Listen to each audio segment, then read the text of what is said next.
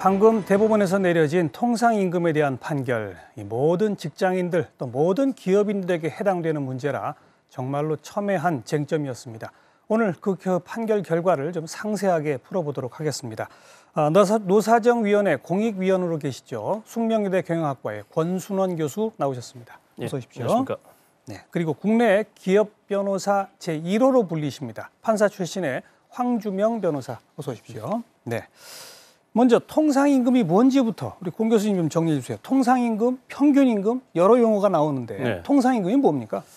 통상임금은 현재 우리 그 근로기준법 시행령에 따르면 근로자들이 수행한 소정의 근로를 대가로 해서 지급되는 정기성 또는 일률적인 급여를 이야기하는데요. 이 예. 통상임금이 왜 문제가 되는가 하면 근로자들이 일반적으로 수행하는 초과근로, 그러니까 초과근로나 아니면 그 휴일근로 이런 것들의 그 가산임금을 주도록 돼 있는데 그 초과근로 수당을 산정하는 기준임금으로서의 역할을 하기 때문에 중요하게 되고요. 특히 우리나라 같은 경우에는 장시간 근로하고 거기에 따른 초과근로가 관행화돼 있기 때문에 통상임금이 어떤 수준에서 책정되느냐에 따라 가지고 근로자들의 급여 차이가 상당히 발생할 수 있기 때문에 통상임금이 중요해지는 맥락이 있습니다. 그 왜 흔히 말하는 연봉제라는 거 있지 않습니까? 네. 연봉 몇 천만 원 해가지고 그걸 12로 나눠서 매달 주는 거. 네. 이런 경우는 지금 통상임금, 뭐 평균임금 이런 얘기가 필요 없는 거죠. 그렇죠. 뭐 우리가 이제 평균임금이라고 하면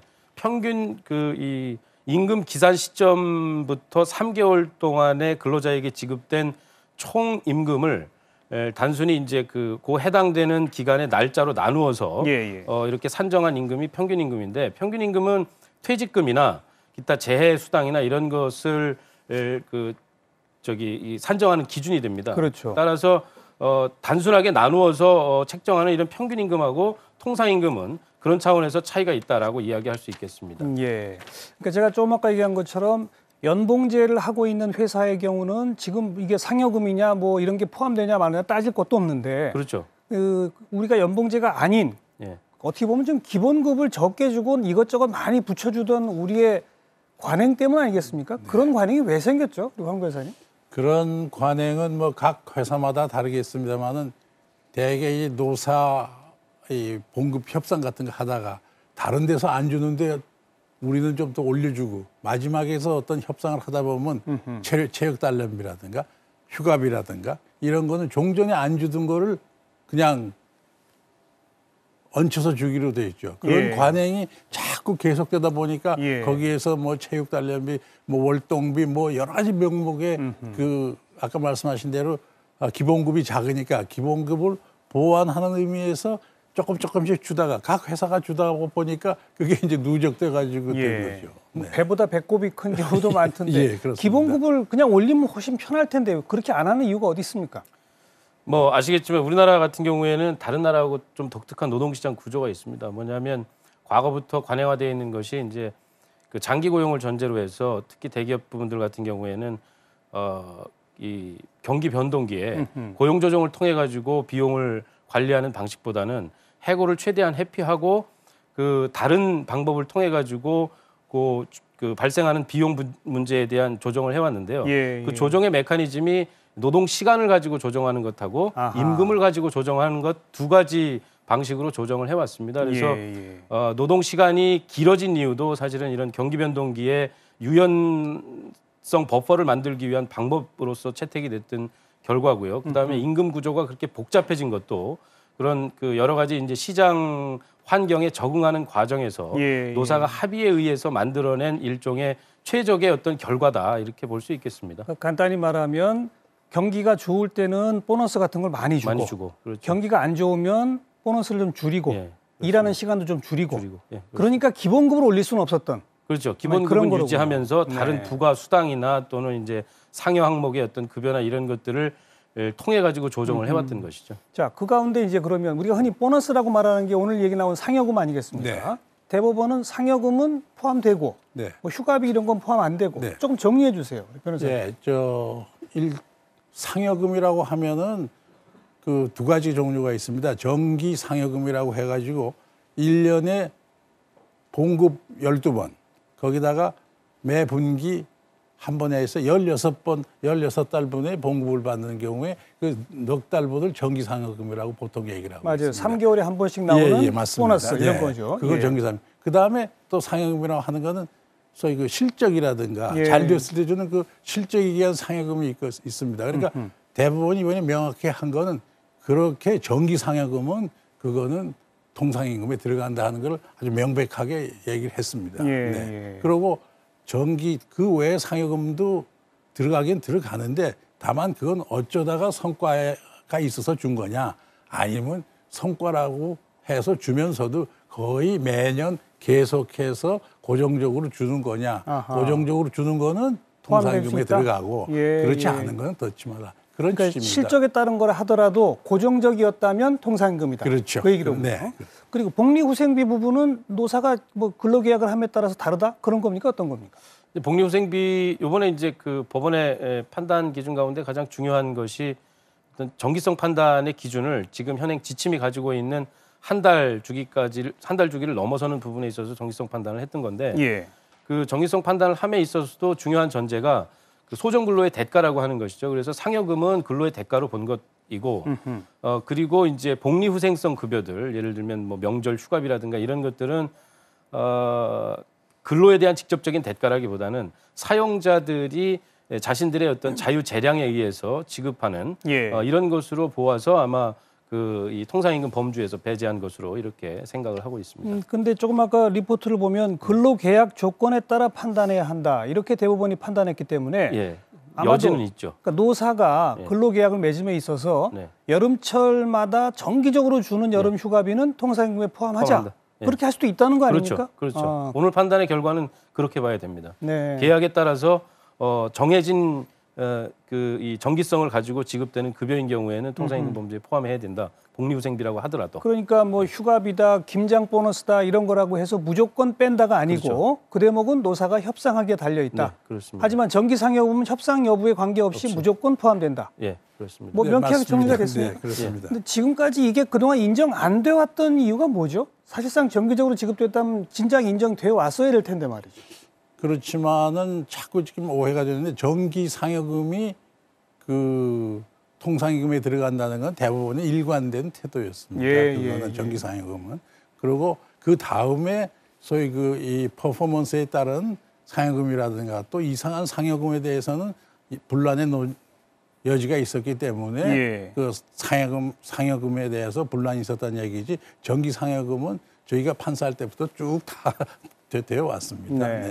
뭐 조금 더 알기 쉽게 우리 권 교수님께서 뭐 월 기본급 100만 원 받는 근로자라고 치고 이번 판결을 통해서 어느 정도 늘어나는지 좀 설명해 주실 수 있겠습니까?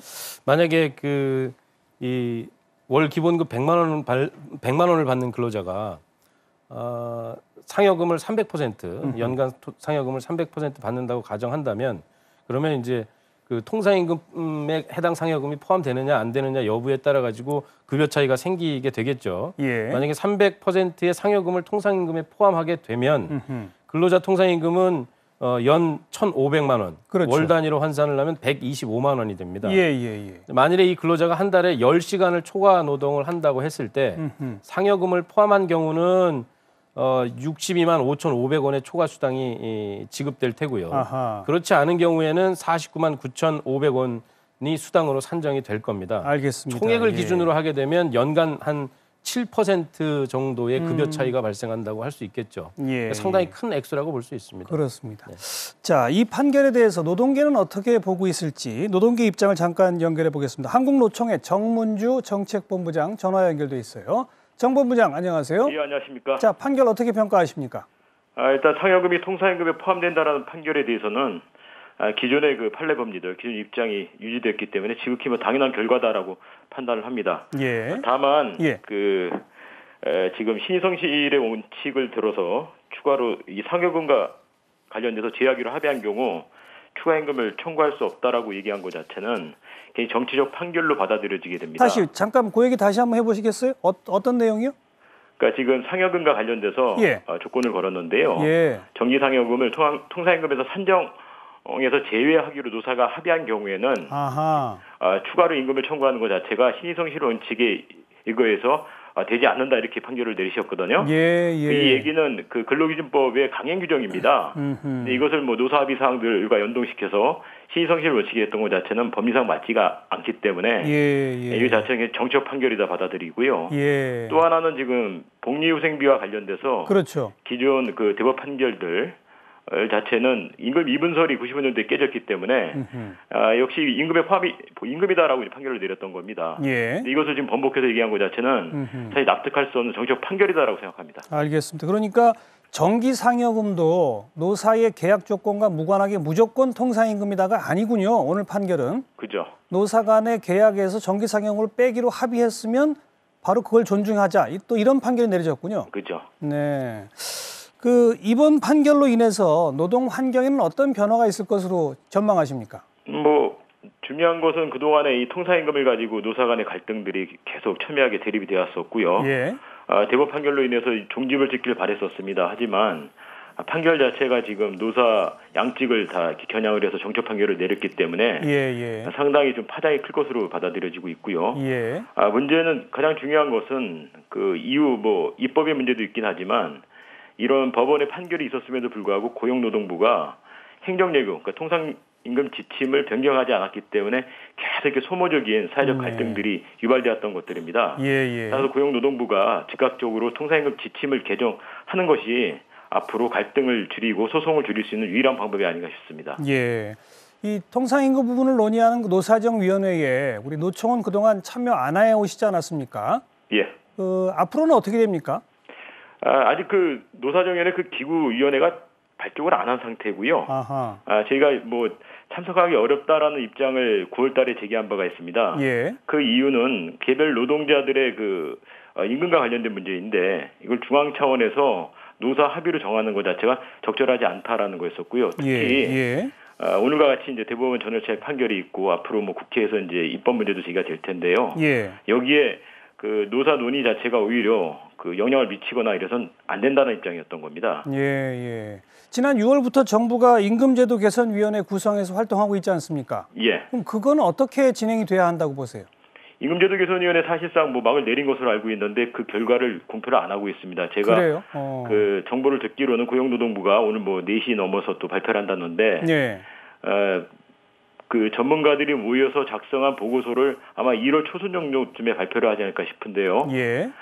그 논의는 아마 법원 나왔던 판결들의 내용들이 영향이 미치지 않을까 싶습니다. 한마디로 오늘 대법원의 판결은 노사 현장에 계속된 갈등의 불씨를 남겼다. 이런 말씀이시군요. 맞습니다. 여기까지 듣겠습니다. 고맙습니다. 감사합니다. 공 교수님, 저희가 좀 아까 분석한 것과 또 조금 하나가 추가됐네요. 즉 정기성 상여금이라 하더라도 노사 합의로 통상임금에 포함하지 아니한다라고 합의한 경우는 이걸 요청할 수 없다는 거 아니겠습니까?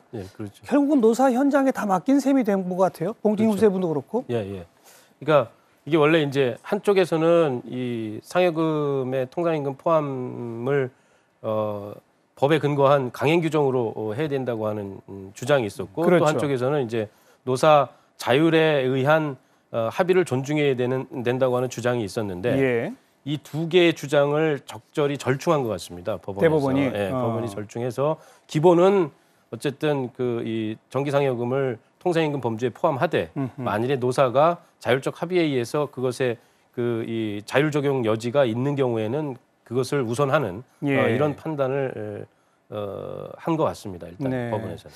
이렇게 되면 예를 들어서 노동조합이 없는 회사 같은 경우 훨씬 더 기업인들이 더 우위에 서서 근로계약을 맺을 가능성도 많아지고 그렇게 되면 현재 우리나라 노동조합 조직률도 별로 높지 않잖아요. 훨씬 더 노동계 쪽으로 보면 불리하게 됐다고 볼 수도 있는 거 아닐까요? 어떻게 생각하십니까? 그렇죠. 그러니까 뭐 노동조합의 힘의 여하에 따라 가지고 그 통상임금의 정기상여금을 포함하느냐 여부가 결정될 수 있을 텐데 저는 오히려 조금 반대로 볼 수도 있다고 하는 입장인데요. 그 노동조합의 힘이 좀 강한 업종이나 기업에서는 오히려 그 상여금 포함을 통해 가지고 근로자들이 얻을 수 있는 이런 그 좀 그 혜택이 좀 커질 수 있는 가능성이 크고 그다음에 이제 그 오히려 이 그렇지 않은 노노조 기업에서는 이제 그 일반적으로는 그 적용이 덜 불리한 적용이 있을 거다라고 판단하는 이 해석들이 지배적일 가능성이 있는데 예. 오히려 그 노동조합이 강한 쪽에서 그 통상임금을 둘러싼 분쟁이나 이런 것들이 오히려 더 좀 심해질 가능성이 있고 예. 그 문호조 부분이나 이런 부분에서는 제도를 그냥 그대로 준용하는 그냥 수용하는, 수용하는 그런 경향들이 오히려 좀 강해지지 않을까 하는 판단을 해봅니다. 황 변호사님 어떻게 전망하십니까? 이 법원이 이 임금을 보는 거는 근본적으로 근로계약에 의해서 임금이 결정된다고 봅니다. 예. 그러니까 노사의 자율에 의해서 결정된다고 봅니다. 예. 다만 거기에서 근로기준법이라는 법이 있기 때문에 그 근로기준법에 위반되면 안 되죠. 예. 그러니까 지금 이 법원 판결을 제가 본 거에 의하면은 굳이 정기상여금을 쌍방이 알고서 통상임금에 포함하지 않기로 합의한 것까지 법원이 들어서 이 합의는 무효다 할 필요는 없고 예. 쌍방이 알고서 했더라고 그러면 그거는 존중하자. 받아들이자. 네, 그런 취지로 근데 아마 봅니다. 현실적으로 그런 사례는 그리 많지 않을 것으로 추정되죠. 제가 많지는 않겠지만은 대개의 경우에는 실제 사안을 보게 되면은 그거를 포기하는 대신에 다른 어떤 걸 또 받든가 그런 빠타라든가 서로 하는 그런 것이 있을 겁니다. 그 사안에서 보면은요. 그런데 대법원에 쓸 때는 대부분 사안보다는 법률심이니까 법률을 쓰다 보니까 그렇게 표현이 된 걸로 저는 생각합니다. 그런데 그동안에 이 통상임금에 대한 대법원 판결이 주목받아 왔던 게 재계 쪽 주장에 따르면 이게 다 포함되면 무려 38조 이상의 돈이 들어간다. 노동계에서는 그렇지 않다. 5조 7천억이면 된다. 이렇게 숫자가 차이 나는 이유는 어디에 있었던 겁니까?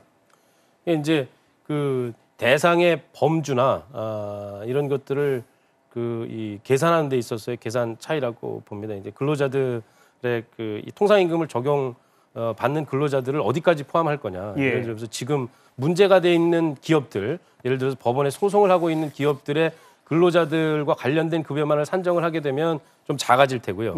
재계 쪽 주장은 이제 이게 제도화돼 가지고 어찌됐든 해당되는 근로자 전부가 이제 그 통상임금 관련 소송을 진행할 경우에는 이제 그 정도의 30여 38조에 달하는 38조에 달하는 그런 그 추계가 가능하지 않느냐라고 판단을 하는 것 같습니다. 그래서 노동계는 현재 문제가 되는 법원의 이 다툼이 있는 그 사례만 가지고 판단하는 거고, 그다음에 그 재계는 어쨌든 전체를 대상으로 판단하는 거고, 그런 차이 때문에 발생하는 통계상의 이 차이라고 봅니다. 그러니까 재계 쪽 주장은 너무 과장된 거고 노동계 쪽 주장은 또 너무 적게 잡은 거라고 그렇게 봐야 되겠군요. 네.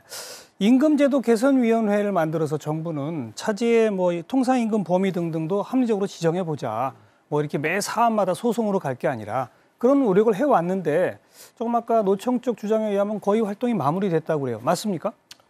임금제도 개선위원회가 원래는 그 6월 달에 출범해서 8월 달까지 활동을 하기로 했었는데 이게 이제 내부의 전문가들 사이에 그 여러 가지 이견 또는 이제 추가적으로 좀 살펴봐야 할 여러 가지 이제 자료들 이런 것들 때문에 몇 차례에 걸쳐서 이제 연장 활동을 했었습니다. 그래서 최근에 어쨌든 공식 마무리는 하지 않았지만 사실상의 활동은 마무리가 된 상태고요. 일부 언론에 보도가 되었다시피 이제 활동의 결과들이 일부 이제 언론에 배포가 된 상태입니다. 그래서 관련된 논의 내용의 대강은 어느 정도 이제 공개가 됐고요.